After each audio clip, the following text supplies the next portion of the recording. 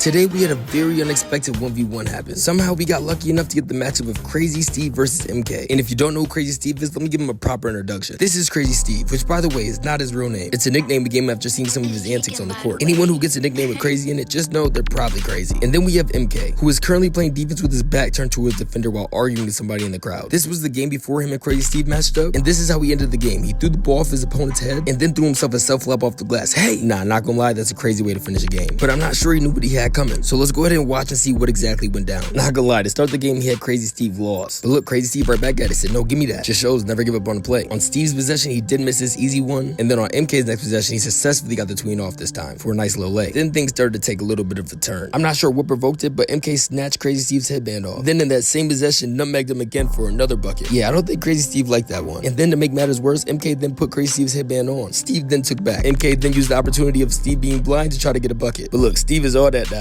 Look, Steve playing defense now, he not playing. And on his next possession, he hit him with this wraparound three-pointer, cash. Score is now 2-2, they're going to 5. I feel like this is where things start to get a little heated. Both guys get to chatting. MK again takes off Steve's headband. Now, I don't know what's going on, but Steve ended up missing his layup. MK got the ball back, and then things got serious. Now, this next possession was crazy. He gave Steve a bump and then put him in the rim. Damn. And then on top of that, signed the spot he fell at. Nah, Steve did not like that. Now things are starting to get a little active. On this possession, MK got by Steve, and then he gave him a whack on the head. Uh-oh. What's going on, man? Steve is yapping now. The score is currently 4-2. MK's throwing the ball off Steve's head, and then with game point, MK drives to the rack, gets his nice layup for the win. Damn, I low-key wish the game was longer, but at least at the end of it, they did end up dapping up. How you feeling? Hey, I did my best. You did your best. He a hooper. He a hooper for real.